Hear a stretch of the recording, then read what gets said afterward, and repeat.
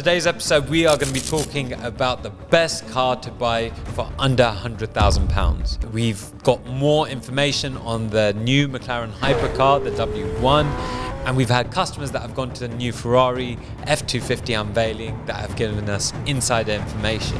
So let's get straight on to a topic that we were discussing last week, which was the new McLaren. It was then known as the P18, but it's now known as the W1. So in the last week, they've released all the pictures. Have they actually had a full unveiling where people have seen it yet or not? Yep. Yes. They've done a private launch, so we've got a couple of customers who actually ended up going. Yeah. Had dinner there. The guy was sneaking some pictures through, sending it through to me, so I can't say who it was. No way. Not pictures of the car there, because I think they're really careful about letting go of that. But it seemed like a really nice event. And funny to hear these guys' feedback on what they thought of the car. Oh, it's such a mixed bag of... well, actually, I say mixed bag, but I've only heard not very nice things about it. I don't know. Like, what's your thoughts? Well, I think the fact that so many are now being offered to us, like, do you want to go for a 200 grand over list, 300 grand over list? So as soon as they've been released, people are just saying, look, I'll let go of it. Yeah, right? We've probably been offered about 5 or 6 slots in the past week since it's been released. Crazy. So it was I think it was late last week. And since then, consecutively every day, we've had someone call us up saying, okay, you interested in taking this slot? So I think... And people are willing to let it go for 100 grand over, 200 grand over. I think, yeah, we're going in saying we'll buy it for 150 grand over list, but people are after about 300 for the moment, maybe 250 at a push. Wow. And what's the list price that McLaren have set on this? Not released. 2 million. It's 2 million, isn't it? 2 million. Yeah. At list. So 2.2 mil is the list, and then you'd have to spend probably like another 300 on top. Yeah. Right? Given the current overs that people want. Yeah. So it's around 2.5 mil, right? Yep. Having a look at the car, what's your views on it? I'm not so sure, to be honest with you. I think the front end looks a bit like a McLaren Artura. Looks like a souped up McLaren Artura with the lights. And then the back end, the one thing I really like about it is the spoiler. Yeah. The way the spoiler moves, the DRS, and it goes into like this retractable. That's super impressive. Yeah, like that, to be fair. I've never seen another car do something like that. Yeah. So that's pretty futuristic. But we mentioned this last week as well, that when McLaren do something, it takes a while for people to get used to what they do. So when the 720 was released, people were like, that looks very ugly. And then everyone loved it after a while. The Senna came out and they're like, that looks like a Lego car now. Everyone loves it. So I think this is going to grow on to people. Time. You think everybody loves the Senna? Oh, Senna's quite a popular car at the moment. Yeah. Really? Yeah. Wow. The only reason it's not so popular in terms of sales is it's 2-track focus for the road, too expensive for the track. Yeah. So it's a bit of a very niche market. Yeah. Well, I think the W1 is quite different. Is the way it's very aerodynamically designed. You know, so you can have a look in the detail of it. And you can see all the loops, all the curves, all the air vents that McLaren have really, really focused on. You know, because the thing is, the car now produces 1,200 horsepower and it's rear-wheel drive. So to get that power planted on the ground is probably a massive task. Like, well, the stats are that it produces literally 1 ton of downforce. Yeah, and that's massive, because a GT3 RS with a massive spoiler produces 860 and a Senna produces 800. So it's a lot of downforce. Those are some crazy stats. When you think about it, though, McLaren have always been really good on their handling aspect of things. They have made some of the most powerful road-going cars before anyone else had. So when the 765 or even the 675 came out, that's 675 PS, other cars were struggling to keep up with that sort of brake horsepower. There was rear-wheel drive cars, they're turbocharged, and those cars are notorious for spinning out. But how many instances have you heard of someone losing control of McLarens or just absolutely binning them?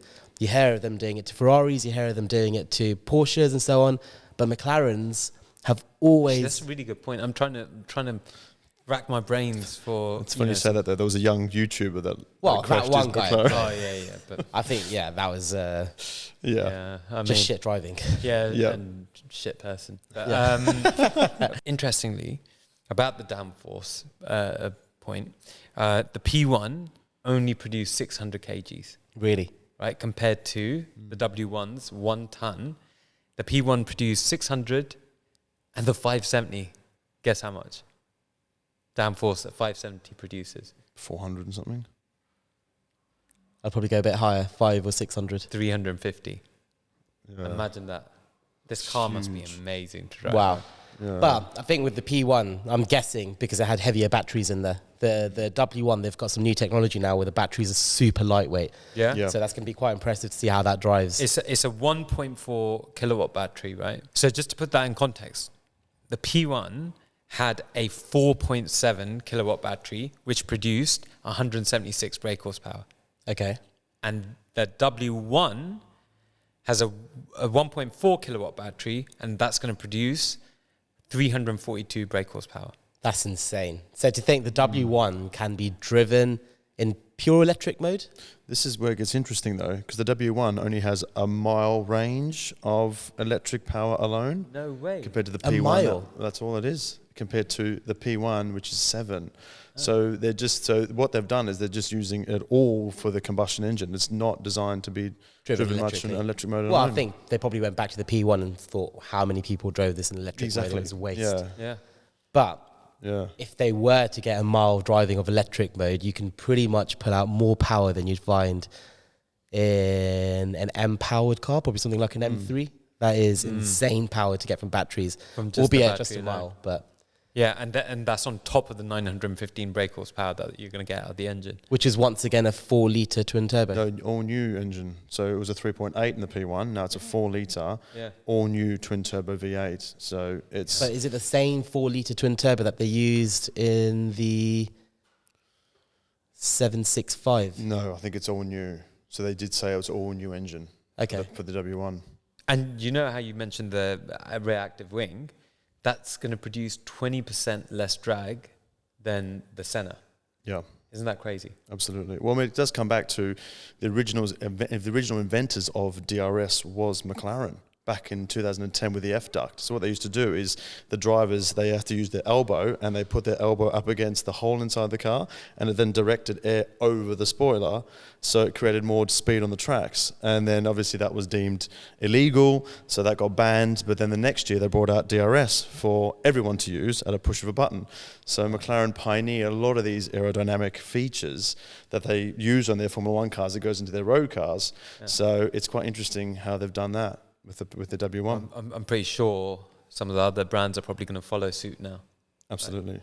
So funnily enough, last week we were talking about the F250 Ferrari as well. Yeah. And you've had some interesting development on that, right? We've had a client who actually went out for lunch with recently. He ended up going to the launch for the F250 and he rang up super excited and he was like, this is insane. This is one of the best looking cars I've ever seen.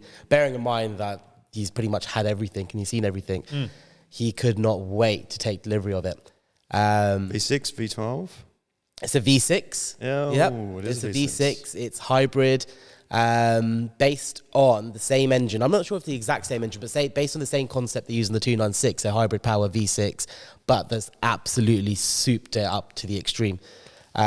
He said what you've seen in the spy shots, so with all the camouflage pictures, exactly that. Oh, is it? And I mean, this is obviously it's a subjective thing, but he was saying, in his opinion, this is the best looking hypercar out there at the moment. And what was really interesting, I kept saying to him, I was like, go on, you must have a picture, send a picture, you must have one. He's like, I promise you, they are so strict here. As you walk in, it's like when you walk into Mason, it's like they put some red tape over your cameras. They follow you to the toilets to make sure you're not talking to someone or leaking information.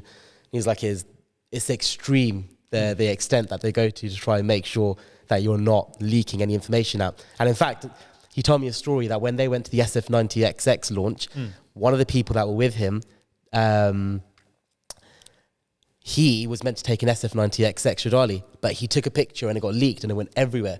Somehow, the powers at Ferrari managed to find out who it was and he lost his slot. Oh my. Lost his slot. So he's like, there's no way I was risking it. But if I can tell you anything, just trust me, it is the best looking car that's out at the moment. I just don't know how many of those are actually going to come on the open market, though. You know, like anybody who's got the money to buy one, typically has a fair bit of money to hold on to it, and so they've probably waited for a Halo car like this to come. So are they really going to flip it? I mean, like, you've had people offering the 200, 300, offering you the McLaren W1 for overs. But have we had anybody say, hey, by the way, my name's down for the F250? No, but with the F250, I think so many people have been playing the game for years with Ferrari, thinking, okay, I just need to get up to the Halo level. I need to get, speaking to people saying, I've got the SF90XX now. I won't flip this, but let me get the F250 and then I'll just flip everything in one go. Yeah. They keep saying it and say, once I get to that, I'll do it. Once I get to that, I'll do it. So you're going to find some people who are almost like at the end of their supercar buying career and they're like, do you know what? I don't need any more cars in my life. I'll get out of this, I'll flip it and I'll move on. You're going to have some of those. There's always going to be those people around. But at the same time, I think there's just going to be those complete fanatics. They're going to be like, I don't care what you're going to offer me. Do you remember back when you were a kid, did you ever collect like those stickers, football stickers? For a brief stint, I wasn't very good at it though. Yeah, I did, right? And then you're kind of waiting for the shiny sticker to complete a page, right? And so you're infatuated with buying packs and you're just like, and one pack would be a whole waste sometimes, so you've just lost it. The equivalent is with things like this, like wine collecting and car collecting. And I went to a wine tasting session recently and they were like people, and it was Penfolds wine tasting, and they said people will get certain vintages of this wine, Grange, I think it is like the top bottle that Penfolds do. So they get all the different vintages and then they'll sell them as a full set. Yeah. Right. As opposed to just selling one bottle of Grange, which you might get $1,000 for. But if you've got 12 of the best vintages and you sell that in the thing, then do you get what I'm saying? Collection. Right. Yeah. It's a much better prospect of selling for the top money. So imagine that there must be people out there building a whole collection, waiting to flip it at one go. Just imagine I've got all the Halo cars with. I actually got a friend who has just put his LaFerrari and LaFerrari Aperta delivery miles away. I think I mentioned it to you. Yeah. Never driven them once. It's just like I mean, that is probably the ultimate thing to do if you're not in like. Well, I don't think any of these guys are going to be in desperate need for money, but if you're not looking to make that money straight away and you've got your income coming from elsewhere, the best thing you can do is just lock these up. Lock these away, give it to your kids, do whatever you have to do, pass it down in generation, and this is guaranteed, especially with Ferrari, is guaranteed to just carry on quadrupling in money. Just carry on going up and up and up. Well, especially that's in the long run. Yeah. That's probably next 25 years or whatever. It would do those kind of numbers. But you just have to be patient enough and, to not sell. And this is the interesting thing about it, right? That you imagine you've got one of these Halo cars and then over the next 5 years, you're like, oh my God, it's gone up. It's gone up by 100%. I should sell it now, right?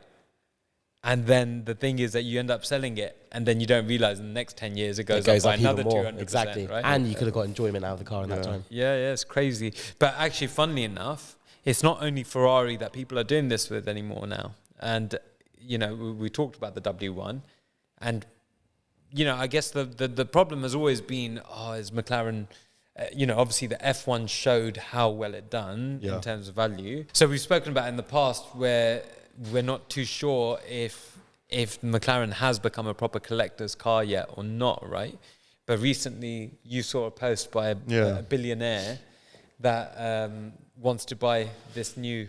And just put it away. He goes, I'll take it, I don't want to drive it, I just want to put it away for 20 years and not see it and not start it up. And it's crazy though, isn't it? Because you have like manufacturers like McLaren, Ferrari, Porsche that's spending millions of pounds developing these cars, for them just to be put in storage for 20 years and not be used, It's a bit like, come on, use them a little bit, take them out once a year at least, like, yes, they're going to be garage queens, but... And is it not really dangerous for these cars as well? Just exactly. Locked up, not doing anything. 100%. Especially with McLarens, they become the most problematic when you don't use them. Absolutely. I can't think of anything worse You Yeah. can do it with a £2 million car and just leave it there in a bubble and don't ever use it, don't service it, don't do nothing with it. That's you're Yeah, I asking for mean, problems. at least give it 50 miles a year or something Yeah. like that, right? Or Just just take get it it out. transported to there, and then you just drive it wherever you want Yeah. to around, like Mayfair or Yeah. something like that. That would be awesome. But I mean, saying that though, there's quite a famous F1 that was just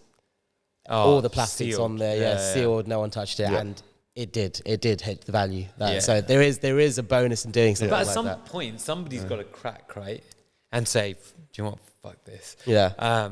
Same with wine, right? You get these bottles of wine that are £1,000 or £1,500 a bottle. Now that's great, but the problem is that they give you a window that it's going to taste the best at. Yeah. Right. So at least with that, you have a fixed time that you have to enjoy that wine between that time. So somebody's going to give in and say, all right, stop So the with- investment. I just need to drink it. But there's no such fixed time on a With car. the cars, okay, no, I was just thinking that the first year, the car's brand new, it's latest technology, that has to be the best time to drive it. Yeah. No one else has one on the roads, you've got one of the only ones. Surely that is the time to be driving that car. Yeah. Speaking of people just not putting any miles in their cars as well, we're offered a Lamborghini Huracan today. He's like, he's had it, he hasn't put any miles in it, the car's got 50 miles. What do you think about pricing it? Like, I think we should try and go in a bit high. And I was like, you really should have used it. You should have put at least a couple of thousand miles on it, because on a car like this, you are not going to get that value back. Yeah. And I think put yourself in the buyer's shoes, and let's say you spend £160,000 for a 610-4 Huracan Spider. You put in an extra £20,000 and you can go for the latest technology. You can go for an Evo Spider with a few miles in it. Yeah. That person buying the Huracan isn't just going to put it and park it away as a garage queen. It's not a hypercar. It's not something that's going to be deemed as a future investment. Maybe one day with natural combustion coming to an end, but like, make use of the car, enjoy it. Yeah. Don't just leave it there thinking, oh, I'll make some more money on it later, just have it here for show. I think there's levels. Some people will buy the hypercars that are completely sealed, like this P1 guys, or whatever the guy was saying he wants to buy a W1, put it away in storage. In 20 years' time, he may sell it for an insane amount of money. The next person who buys it as a piece of art. I think that's what the person done who bought the F1 from Hong Kong. That he's bought it as a piece of art. He's not driving it. But with a Huracan, or with average run-of-the-mill cars, Anything between 50 to 200, 300, probably. maybe even 400 with the Yeah. way that the car values are going now. Yeah. Right? That between 50 to 400 grand, you should still probably use it. 100%. Right? Yeah. Don't be- Because yeah, don't be scared the to put difference mileage on it. between Yeah. 1,000, 2,000, 3,000 miles Yeah. isn't going to change Yeah. change the value so much. But that would turn me off if it had such minimal mileage, because Really? I'd be like, well, the car's been used. Like, Exactly. I mean, It's going to have Well, issues. I but don't- might it would have put- issues, yeah. It might actually put something in your brain that, like, has this car been clocked? That's exactly Or right. that Yeah. they had a It blocker raises- in the car. Yeah. Why? It raises more questions as to why hasn't it been used, you know? Yeah. Like, you have to just use it a little bit, Yeah. you know? Yeah. But, yeah. So, guys, we've been talking about like the top end of the market, right? And obviously, that only applies to a very small minority of people that follow us, whereas the 100K mark applies to a much wider range of people, right?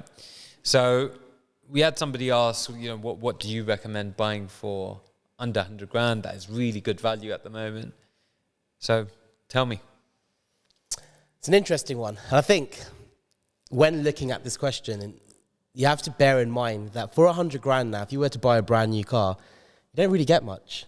For 100 grand as a brand new car, you could buy yourself a new M-powered car. You could buy yourself a new SUV. A Range Rover is a lot more than that. So for 100 grand, to think you can buy a supercar, to think you can buy a really extremely luxurious car is a lot. So that's how I thought about it when I thought about these Or cars. brand new, right? Yeah, as a used car, you can buy a supercar within that range. It makes you think. Used car, yeah.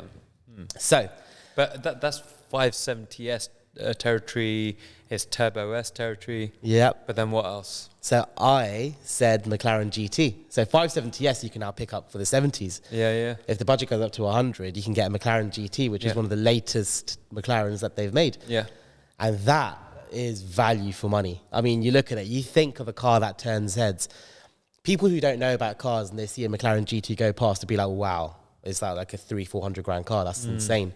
The doors go up. It looks like a supercar. It drives like a supercar. It sounds like a supercar.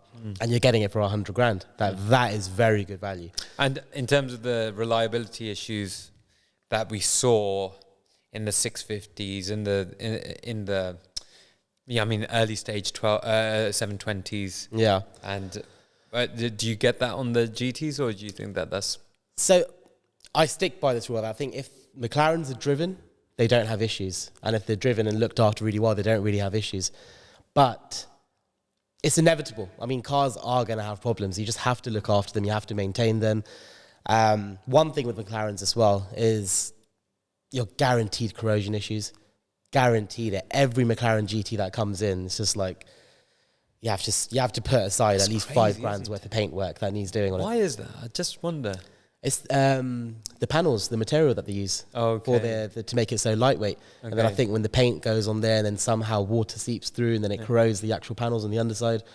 But it'd be interesting to see if somebody that works at the factory can tell us that, like proper technical reason why that keeps on happening on all their cars. Yeah, they can put it to us anonymously. Yeah, that'd be interesting to hear in the comments, actually. Yeah, but we've seen it so many times. Well, we've been seeing it ever since 650s, right? Yeah, even with 12Cs. Yeah, they used to build up corrosion. Yeah. I mean, even on other models as well, but with other models, it didn't happen so frequently and so soon. Like, for example, on Ferraris, on the 355s where the buttresses were in the back, every 355 that came had corrosion around it. But now we're seeing it on modern cars like the F8. So the F8s in the front where they dip into this hole, they have corrosion around there.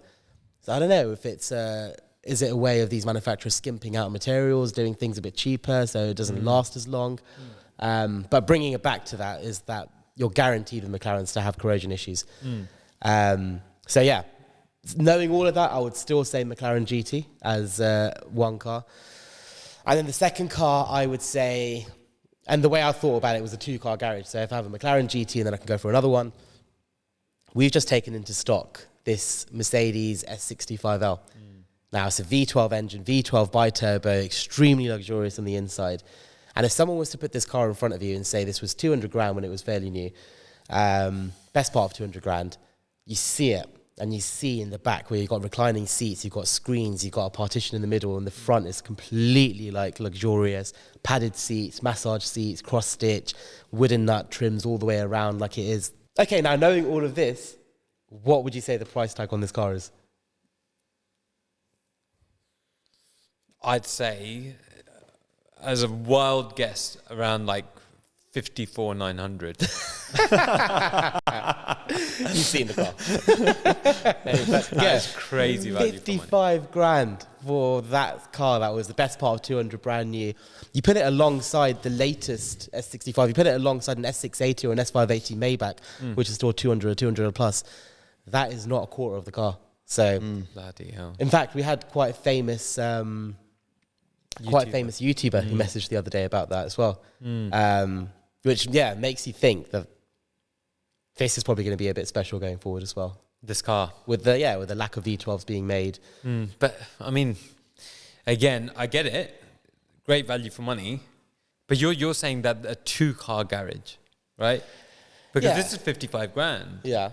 But if you want it for that fun... I get it, the luxurious aspect's amazing, right? Yeah. But if you want to like go and drive and enjoy the drive and whatnot. Oh, yes. Okay, so if I only had one choice, I'd go for the McLaren GT all day long. But the question was 2, then I would say I have the McLaren GT and then I need something else as well, like a luxury car alongside it. Yeah. I'd choose that over a Range Rover Sport or something. Really? All day, yeah. Wow. How about you? So for my first car would probably be, which is great value, the G911 991.1 GT3. That would be my pick as PDK or manual. So you can only get in PDK on the 0.1s. 99. So the 0.2s you can get a manual. But the reason why is because that car listed for 100 grand back in 10 years ago. Yeah. They're still hovering around 90 to 100. Yeah. Like that's a car that you can even put on how many miles, it's still going to be worth 90. It's just like amazing. 95. These things don't depreciate. It's like, just in comparison to any other car. Yeah. And we've seen it for the last 13 years whilst we've been doing supercars, right? We've seen the 997 GT3s, how much are they going for right now? Yeah, so they'd be around sort of 70 to 80. My point yeah. is that 13 years ago, we were buying them for 70. Yeah. Still going for And we some were money, selling yeah. them for Exactly. 80 or whatever it was. Yeah. So it's just crazy to think that they've retained Yeah. their value. These ones have retained it. I wouldn't be surprised that if we're talking about this in like 3 or 4 more, 3 or 4 years time, that we're saying that the 997s are trading at 100. And these ones are going up to like They lift up. 120, right? Yeah, yeah, I think it's very realistic Yeah. for that to happen. Yeah, because there's less and less of these cars being made, right? And going forward, I think the GT models are now going to become hybrid. Oh, really? So like the latest models, the 992 Gen 2s, their Carreras are now hybrid. Oh, wow. There were talks that this last GT3 RS is the last of the GT hybrid, non-hybrid models. They're going to release a GT2 RS, which is apparently going to be the very, very last non-hybrid model. Wow. And then when they start making the 992 Gen 2 GT models, those are all going to be hybrid. So yeah, we're going to see, I think we'll see a bit of a shift in the market. Bloody hell. Yeah. But there is something about, I kind of agree with Andreas that there's something about going a little bit more old school and feeling that rawness of a Porsche, Yeah. because the McLaren is just so refined, right? That it's like almost a little bit too perfect.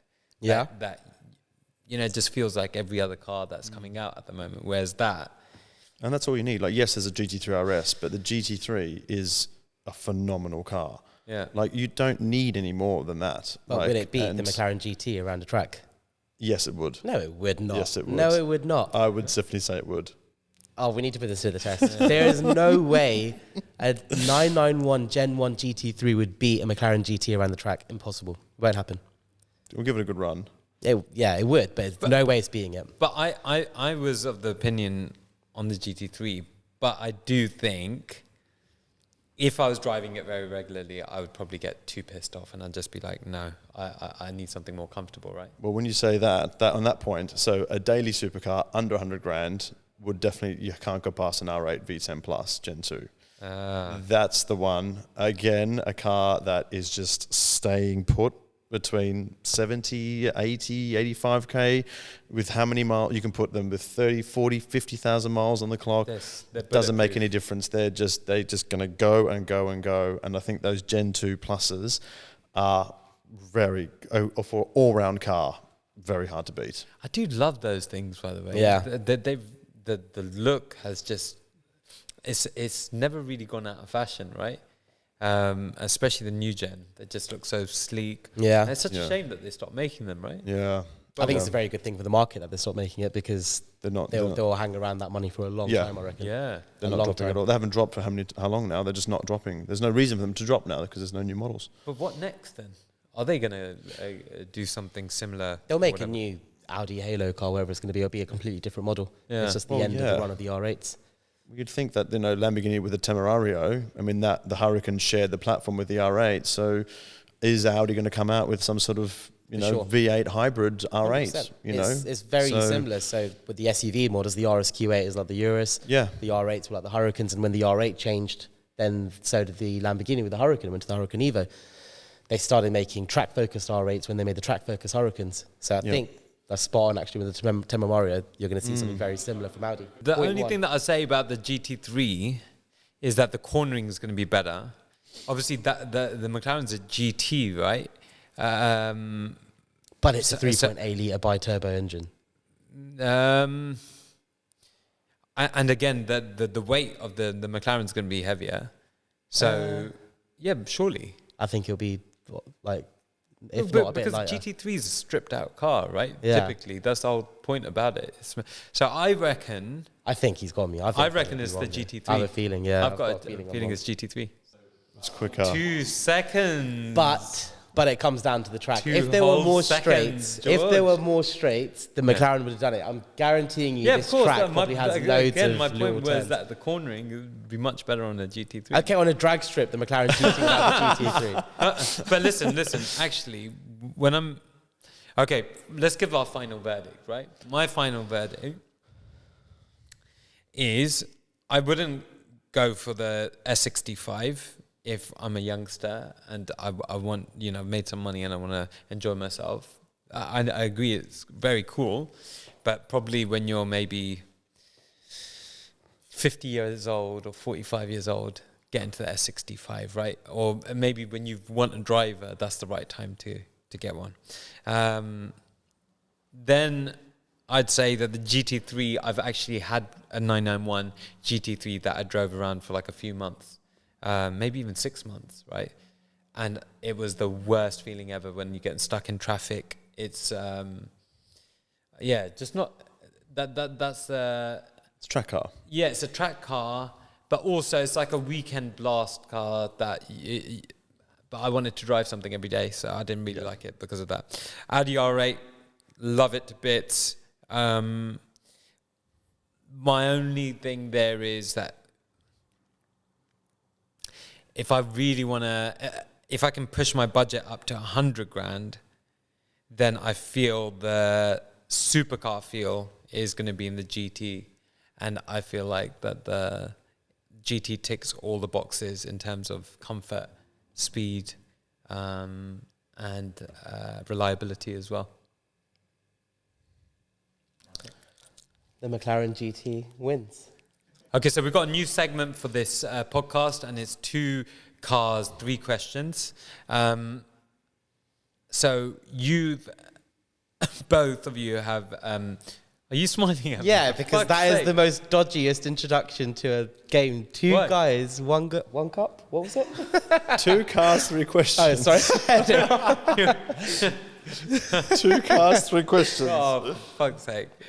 2 cars, 3 questions. 2 cars, 3 questions. You both have had a chance to go through the stock list, and you've both selected 2 cars each, right? Andreas, you've got a Roma Spider and a G63 Magna. George, you've got a Ferrari Parasangue and a 765 LT Spider. Now, the 3 questions are, what's the list and current price? Where do you see the future values going? And would you own one? Yes or no? Why not? Okay. Or why? Yeah?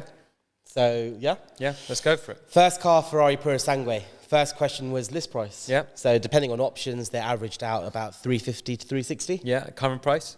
Current price, we just sold one which was listed for 400. So I'd probably say, just underneath 400 is what they're selling for at the moment. Overs have definitely gone down on those, right? Oh yeah, I mean you can buy brand new ones for list price. Wow. Close to list price now That's at the moment. crazy, Yeah. huh? So there is still a demand. If you're looking for that particular spec, then yeah, you'll spend the money on it. But if you're open to any Parasangue, you can get something for very close to list, or even just under. Unbelievable. Would I own one? Yeah. Yeah? If you want a daily car that is like completely fuck you, Yeah. you'll drive around in a £500,000 Ferrari. Yeah. That is pretty cool. I was having a conversation with someone earlier actually that my ultimate daily car would be the Koenigsegg Gemera when it gets released, because like how much more in you your can't- face can you get? Can't get any more Yeah. in your face. But I disagree on the Ferrari. Really? Yeah, because I just don't think it's in your face at all. I was in Mayfair yesterday. One was approaching me while I was crossing the road. I was like, is that a Lotus? The electric 4x4, or is it? I was trying to work out what car it is, and then it came closer, and it's a black Ferrari Parasangue. So I was just like, man, that guy's paid $500,000 for that, or 400 grand for that. So with a daily, it's not to do it to show off to others. Yeah. In my eyes, I think to get the daily, every time I jump into the car, I feel special. Yeah. You jump in, you've got suicide doors in a Ferrari, you've got this completely new infotainment system, you're sitting on this upraised I chassis. feel special every time I jump into my Golf. No? Yeah, okay, no. You should should feel always feel special special. every second of the day. I agree, you should always feel special, but you have these extra things around you that sometimes make you feel that bit more special. So Yeah. I love driving. I love getting into a car and going for a drive. And if I'm going to do a grocery run in a car and I get to jump into a Ferrari Parasangue to go and get a pretty pint cool. of milk, that is a pretty cool feeling. That is a That I pretty cool don't have to do that by... No, it's true. Look, at the end of the day, the people that get these cars have probably worked their backsides off to Yeah. get them.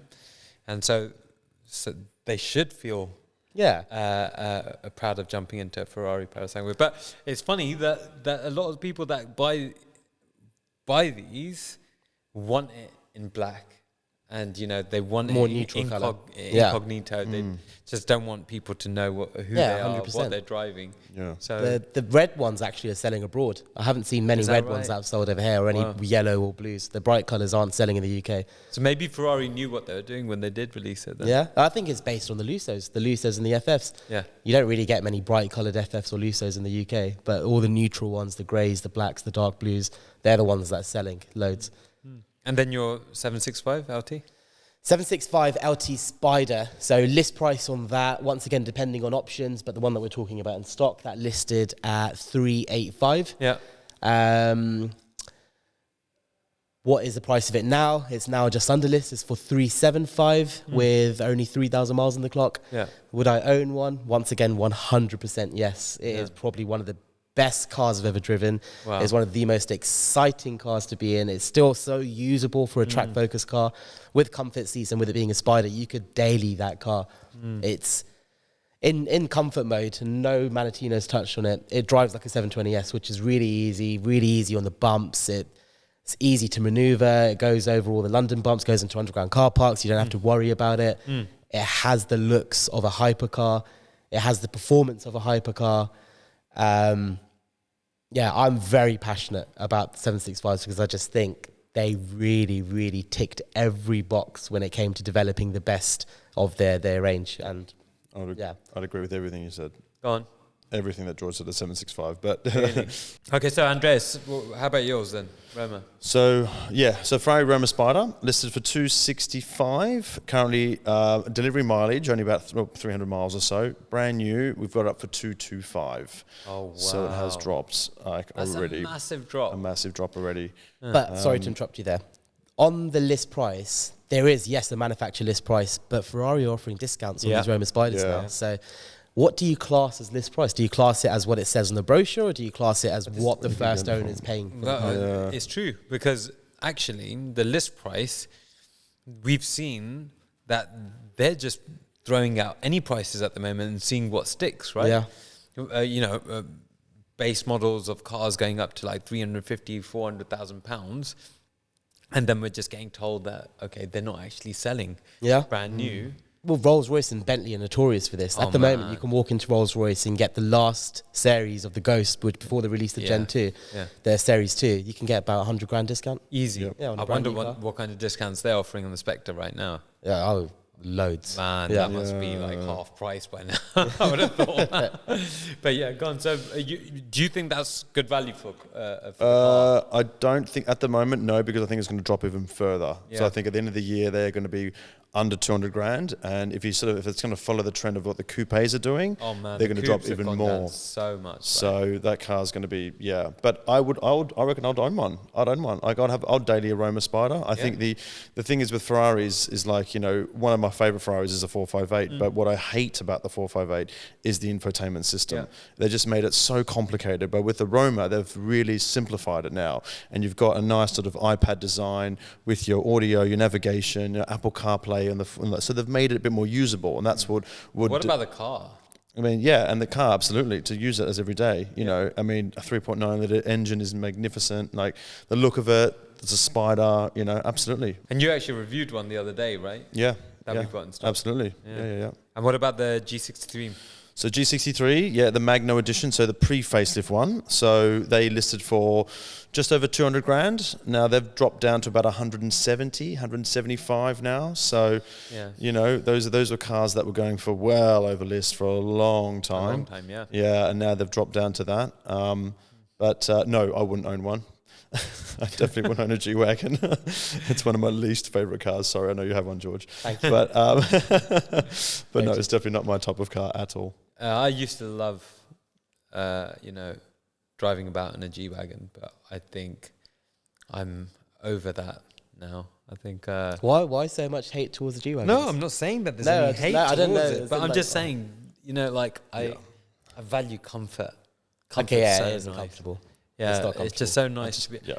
And that, I do find with the G-Wagon, whenever you turn the steering wheel, the car turns, say, about 10 minutes later, so... I just think it's famous for the wrong reasons. Yeah. I think just because some influencers George_GVE have got one, so everyone else wants to go buy one now. Exactly. Okie dokie. So there you have it, guys. We hope you liked the episode. If you did, please make sure that you like, subscribe, and hit that notification button. And until next time, we'll see you later.